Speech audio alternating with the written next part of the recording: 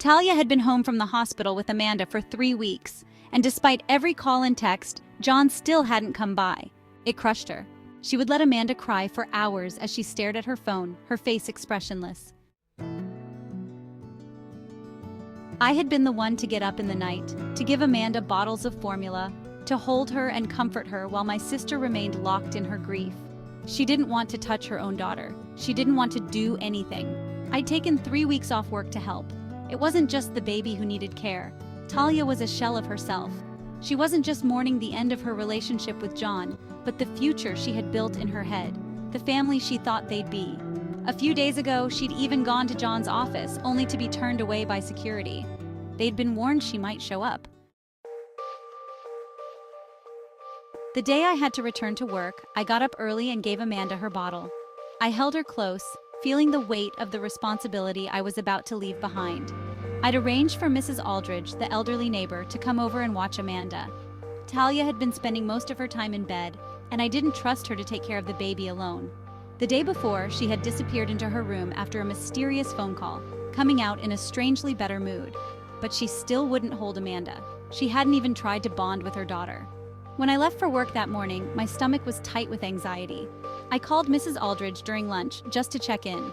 She told me Amanda was fine, but that Talia had packed a bag and left. A car had come to pick her up, and now she was gone. She'd left her baby behind.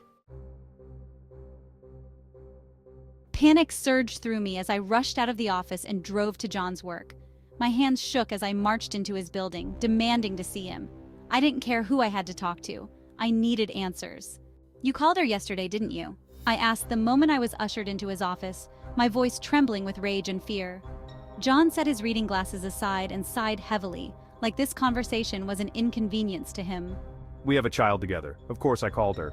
"What took you so long? It's been 3 weeks and she's been falling apart." His face remained neutral, like he had been expecting this. "My situation is delicate. You know that." My throat tightened. "Where is Talia?" "Talia went somewhere she can get some help." He said, his voice oddly calm, like he had rehearsed this explanation. "What kind of help?" I whispered, dread creeping into my chest. John didn't flinch. "Her mental health needs are being addressed. I'm handling everything." The room seemed to spin. "Mental health? What are you talking about?" John's tone hardened. "Apparently Talia called my wife yesterday and threatened to harm herself. My wife called the police. I told Talia I would meet her at the hospital if she'd go there.